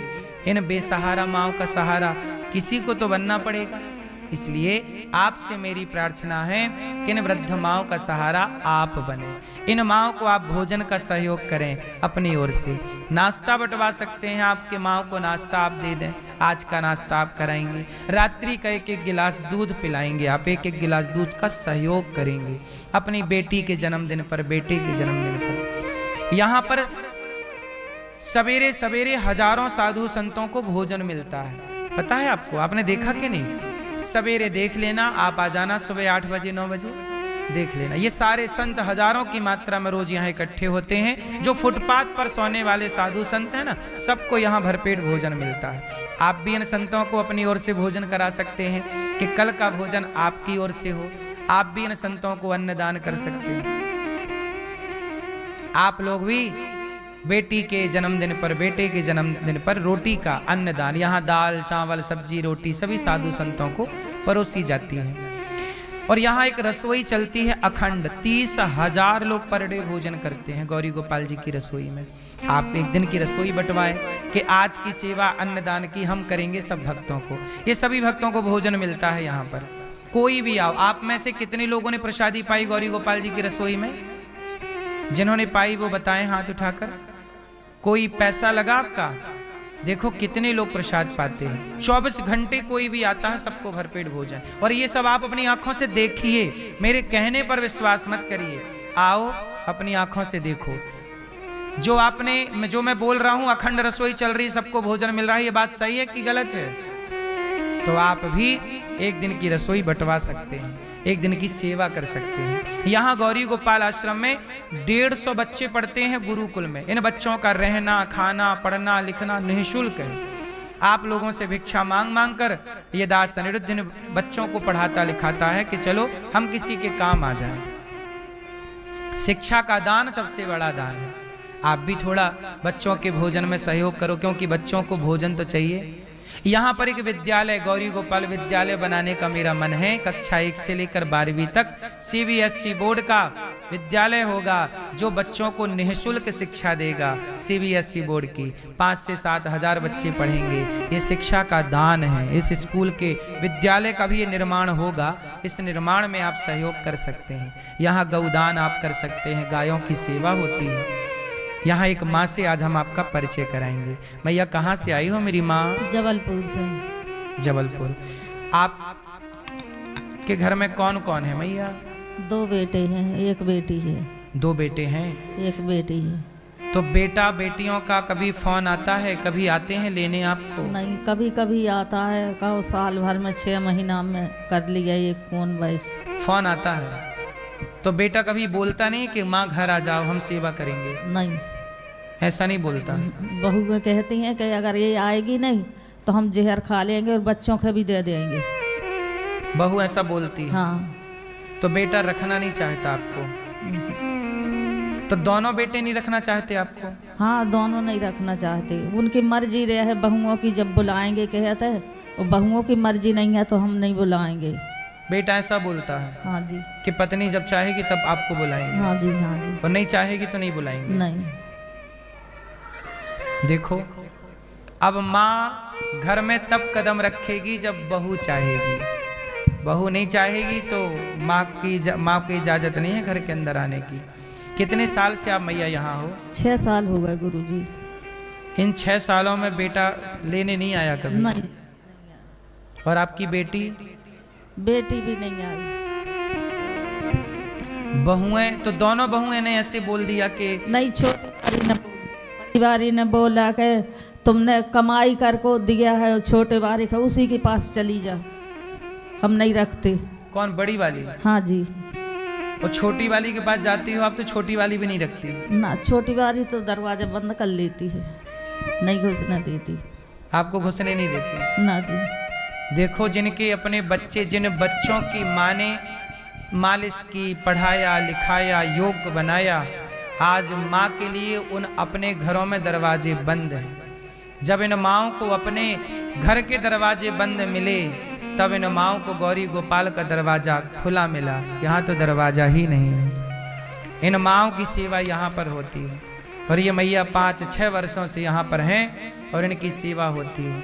इन माँओं के लिए हम आपसे भिक्षा मांगते हैं कि आप भी अपने दरवाजे बंद कर लेंगे तो इन माँओं को रोटी कौन देगा। अपनों ने तो भोजन देना बंद कर लिया, दरवाज़ा बंद कर लिया बहुओं ने, बेटों ने फ़ोन कभी कभी साल में एक बार फ़ोन लगाते हैं बस। लेकिन जब बेटी बेटों के होते हुए जब माँ के लिए घर के दरवाजे बंद होंगे तो भगवान कहीं ना कहीं तो इन माँओं की व्यवस्था करेंगे। तो भगवान ने ही ये गौरी गोपाल की व्यवस्था इन माँओं के लिए की है। और आप लोगों से बस मेरी इतनी प्रार्थना है कि खाने से पहले इन वृद्ध माँओं के बारे में सोचिएगा कि आपका क्या योगदान इन माँओं के लिए हो सकता है। हम कहते हैं एक रोटी ही सही अपनी ओर से दीजिएगा, पर दीजिएगा जरूर। इन वृद्ध माँओं का सहारा बनिएगा। किसी का सहारा बन जाना, इससे बड़ा कोई पुण्य इस धरती पर हो नहीं सकता मेरी माँ। इसलिए कुछ भक्तों ने इन वृद्ध माँओं के भोजन में सहयोग किया है। मैया आपसे हमने कोई पैसे तो नहीं लिए यहाँ पर? ना जी, कोई पैसे नहीं लिए। आपको यहाँ समय से भोजन मिलता है? सब कुछ मिलता है। आपको कोई तकलीफ तो नहीं है? नहीं जी, कोई तकलीफ। खुश हैं आप? हाँ, खुश हैं हम। आपसे कोई पैसे तो नहीं लिए हमने? ना जी, कोई पैसे नहीं लिए। बच्चे क्या करते हैं आपके? मजदूरी करते हैं, कोई वेल्डिंग का काम करता है, कोई गोदरेज में लगा है, बहू भी कॉलेज में लगी है। दुनिया के लोग हम पे आरोप लगाते हैं कि अनिरुद्धाचार्य जी तो अमीर अमीर घर की माताओं को रखता है पैसा लेकर। अब बताइए ये अमीर घर की माँ है? आरोप लगाना कितना सरल काम है। गौरी गोपाल में जितनी माएँ हैं सब गरीब सामान्य घरों की माई, जरूरतमंद माएँ हैं। इनके बच्चे मजदूरी करते हैं और वो भी सेवा नहीं करना चाहते। तो ये किस घर की माँ है आप देख सकते हैं। किसी से 1 रुपए ना लेकर आप लोग जो सहयोग करते हैं उसी से इन माँओं की दाल रोटी चलती है। कल का भोजन आप चाहें तो आप भी इन माँओं को जरूर कराएं। नाम सुनते हैं उन भक्तों के जिन्होंने माँओं के लिए अपने हाथ बढ़ाए हैं। किसी ने नाश्ता कराया, किसी ने भोजन कराया, किसी ने माँओं को वस्त्र का दान दिया, किसी ने माँओं के लिए तेल साबुन का सहयोग किया, तो किसी ने संतों को भोजन दिया, किसी ने विद्यार्थियों को सहयोग किया। आओ नाम श्रवण करें उन दानवीर महापुरुषों के और भगवान से यही प्रार्थना करें कि उन दानवीर महापुरुषों की झोलियां भरी रहें। बोलिए सदगुरुदेव भगवान की। समुपस्थित सभी श्रद्धालु जनों को जय श्री कृष्णा। चैनल के माध्यम से घर बैठकर कथा का रसपान कर रहे आप सभी श्रद्धालु जनों को जय श्री कृष्णा। व्यासपीठासीन सेवा की प्रतिमूर्ति पूज्य श्री महाराज जी के चरणों में कुटसा नमन वंदन।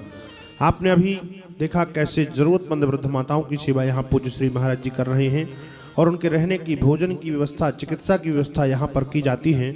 आप सभी के सहयोग से सारी सेवाएं संचालित हो रही हैं और ऐसी सुंदर सी सेवाओं को देखकर कुछ महानुभावों ने अपना सहयोग यहाँ तक पहुँचाया है। आप भी संकल्प लें, किसी न किसी सेवा से अपने आप को अवश्य जोड़ें। संस्था के अकाउंट नंबर टीवी स्क्रीन पर दिख रहे हैं। आप अपना सहयोग समर्पित करते हुए मोबाइल नंबरों में संपर्क कर आप भी अपना नाम दर्ज अवश्य कराएं। श्री विमला देवी स्वर्गीय आशानंद जी की स्मृति में गुड़गांव हरियाणा से आप 11,000 रुपये का सहयोग समर्पित कर रहे हैं, बहुत बहुत धन्यवाद। आनंद सुमन गुप्ता कोलकाता से 5100 रुपये, सुरेश गुलाटी सहारनपुर से 31 रुपये, कृष्णा देवी उत्तराखंड से 21 रुपये का सहयोग समर्पित कर रहे हैं। रमेश कुमार हरियाणा से एवं गंगाबाई पति स्वर्गीय मांगीलाल जी व्यास जी की ओर से, रामविलास सिया देवी बिहार से एवं गुप्तदान के रूप में 21 रुपये का सहयोग समर्पित कर रहे हैं। सुभाष निषाद जी मुनीता देवी जौनपुर से 11,000 रुपये, मोलावती जी आप ग्वालियर मध्य प्रदेश से 11,000 रुपये का सहयोग समर्पित कर रही हैं। संगीता यादव मैनपुरी से 11,000 रुपये, हरि रामदास जी, किरण देवी समस्तीपुर से एवं विश्वनाथ सिंह जी बिहार से, स्वर्गीय शैलेंद्र कुमार गाजियाबाद से, स्वर्गीय सुलक्षणा देवी पंजाब से आप 21 रुपये का सहयोग समर्पित कर रही हैं, बहुत बहुत धन्यवाद, बहुत बहुत साधुवाद। आप सभी दानदाताओं को बहुत बहुत धन्यवाद। आप सभी दानदाताओं के लिए हम बिहारी जी से प्रार्थना करते हैं कि आप सभी दानदाताओं के घर माँ भक्ति लक्ष्मी की कृपा बनी रहे। आप भी जो दर्शक इन सेवाओं का दर्शन कर रहे हैं, यदि आप भी अपना सहयोग इन सेवाओं तक पहुंचाना चाहते हैं, संस्था के अकाउंट नंबर टीवी स्क्रीन पर दिख रहे हैं। आप अपना सहयोग समर्पित करते हुए मोबाइल नंबर में संपर्क कर आप भी अपना नाम दर्ज अवश्य कराएं। आगामी कार्यक्रमों की जानकारी के लिए अष्टोत्तर पाठ के लिए मोबाइल नंबरों में संपर्क कर आप अपना रजिस्ट्रेशन करा सकते हैं। 29 दिसंबर से 4 जनवरी श्रीमद् भागवत कथा के मूल पाठ होंगे और 10 से 16 मार्च व्रत 84 कोष की यात्रा होगी। आगामी कार्यक्रमों की जानकारी के लिए जो माघ मेले में कुंभ लगने वाला है, माघ मेला लगने वाला है, उसमें जो अन्य क्षेत्र होगा, भागवत होगी, उसके लिए भी आप मोबाइल नंबरों में संपर्क कर आप जानकारी ले सकते हैं। गरीब कन्याओं का यहाँ विवाह होने वाला है, आप उसमें भी यदि सहयोग समर्पित करना चाहते हैं, संस्था के नंबरों में संपर्क कर आप जानकारी ले सकते हैं। आइए इसी क्रम के साथ चलते हैं पूज्य श्री महाराज जी के चरणों में। जय श्री कृष्णा, जय श्री राधे।